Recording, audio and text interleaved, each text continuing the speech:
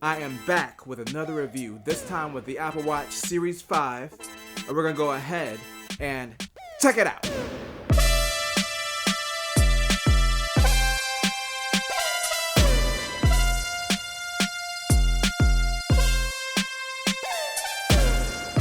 Alright, so I'm gonna start this with a brief history of the Apple Watch since this is the first time I've done an Apple Watch review.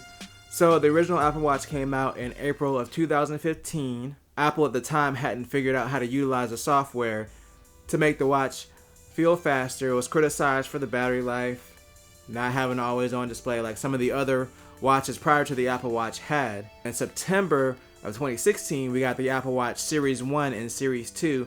The Series 1 and the original are actually not the same. The Series 1 is slightly faster. The Series 2 was, I believe, twice as fast as the original and also had better battery life. But it was basically just a speed bump. Essentially, software-wise, it was the same.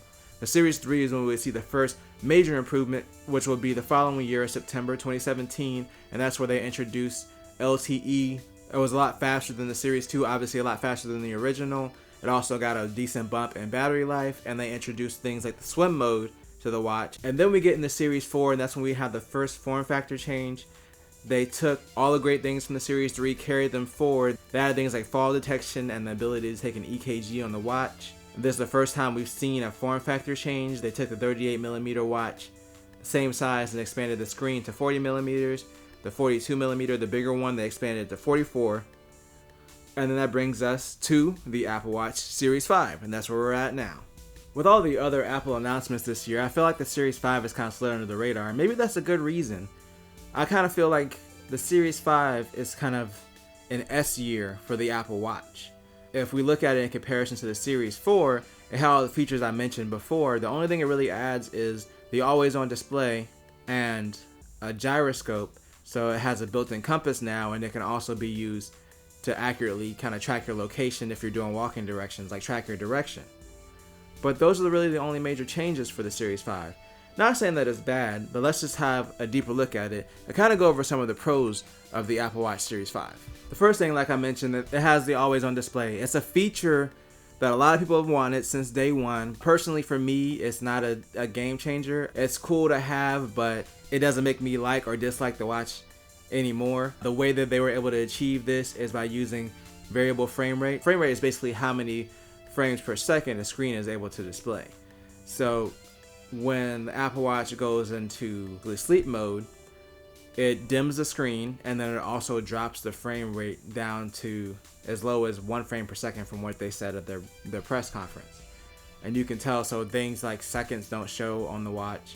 Depending on where you're at in the watch, like let's say if you're on notifications, then you'll just get like a blurred out background so other people can't see your notifications with just the time, which I think is fine. It works. One quirk I have with it is this is my third Apple Watch. I've pretty much had one since the beginning. I usually buy one every 2 years. So I had the original, I went to the Series 3, and now I'm on the Series 5. I always forget that it's an always on display. So like sometimes I'll be tapping and I'm like, it's not doing anything. And then I realize, oh, it's still asleep.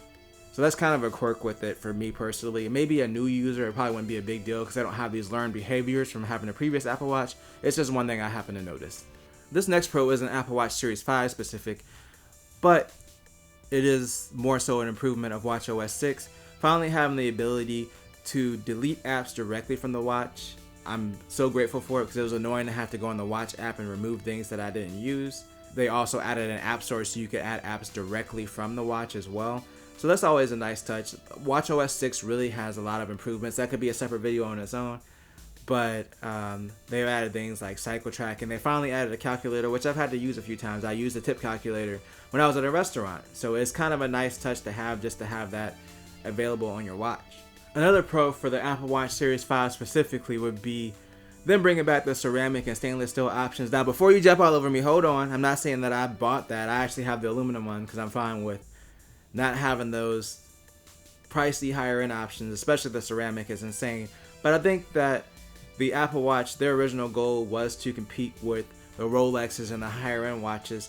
So having those higher end options is good. They're addressing that clientele. The ceramic option is nice, and it also sets Apple apart in the smartwatch space because a lot of other smartwatch manufacturers aren't really catering towards the high end watch audience. They're just catering towards the smartwatch audience.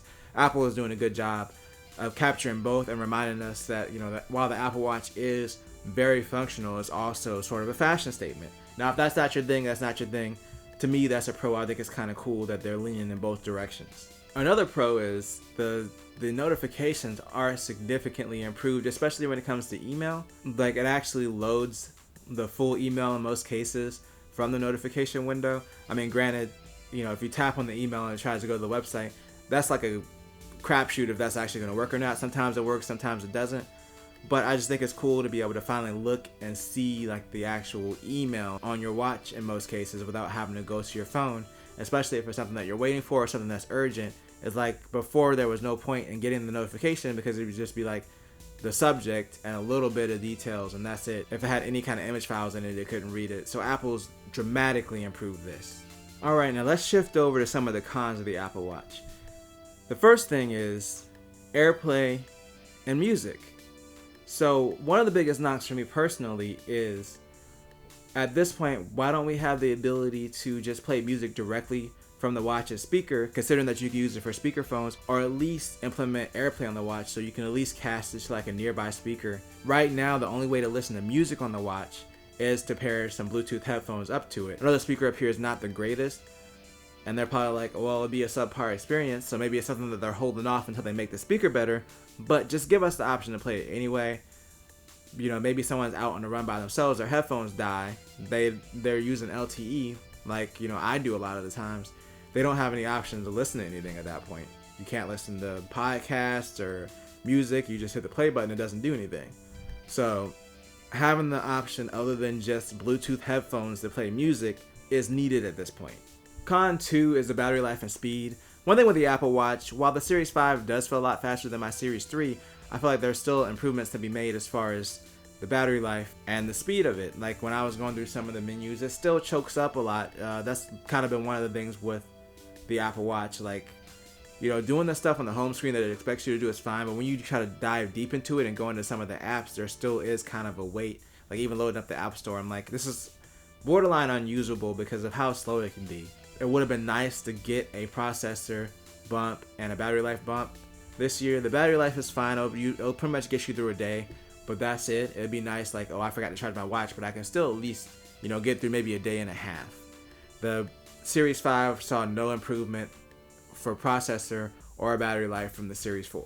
And to me, that's kind of a big knock. The last thing for me is kind of a personal thing, but I would like to see the ability to manually calibrate indoor workouts, like the treadmill, for instance. So there is a way to calibrate the Apple Watch to try to get your stride, and that's basically by running outside. I believe you have to run 15 minutes or more. It's recommended to do it multiple times to make it more accurate, but this was a problem that I also had with the Series 3. No matter how many times I calibrate it, it's still off by like a half a mile in comparison to what I'm actually running on the treadmill.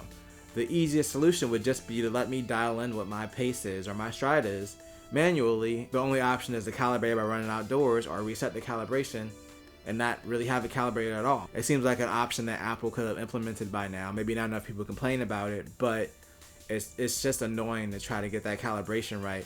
Plus, if I'm running outdoors, I might be running with somebody, so I might be running at a slower or faster speed than I normally run, and that's also going to mess up the calibration. So manual calibration for indoor workouts, especially if you notice it's not tracking you correctly, would be great. Overall, the Apple Watch really is one of my favorite devices. It's one of the main reasons that I've stayed in the Apple ecosystem. It kind of keeps me in because you really need an iPhone, obviously, to use it.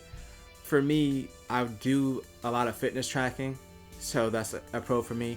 Plus, I've worked at jobs where I couldn't have my phone and I still, need to somewhat see what was going on. If someone sent me a text message, I could glance and okay, it's not that important. I can reply later when I'm off work, or if it was something urgent, then maybe I need to step away and go look at my phone. Those are my main uses for it. I still don't think that the Apple Watch is a device for everybody. I think that it has that potential as it moves towards being independent, as it gets closer to what the phone's able to do. And it's been great to watch the Apple, since the original one, just to kind of watch it evolve. With that being said, the Series 5 is specifically, obviously, it's the best watch that Apple's made so far.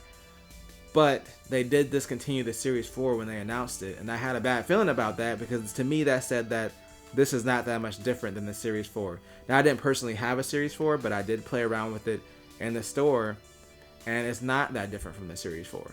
So if you can save the money, and I've seen them discounted for over $100 in comparison to the Series 5, I would say get the Series 4 if you're looking to get a newer watch, because I don't think the always on display is really that important. In fact, like most of the time I'm not looking at my watch anyway. If I twist my wrist, the watch wakes up. So, you know, it's going to depend on your use case. For me personally, there really hasn't been a scenario where I've used this feature. The same thing goes with the gyroscope. I just, you know, I don't really walk anywhere like that where I would need turn-by-turn directions.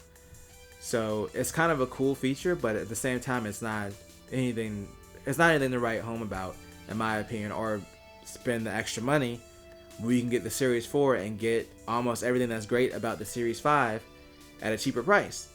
So that's my recommendation, is to look into the Series 4. If not, the Series 5 is still an excellent watch. So it's not like if you buy one, you're going to regret it. It's just not as big of an upgrade as I would have hoped it would have been. Anyway, if you enjoyed this video, toss a like on it. If you dislike it, then dislike it. You can always subscribe for more. I'll be back next week with another super cool unboxing. It's been a little bit since I've done an unboxing. And as always, remember to do at least 2 things at the same time. Peace.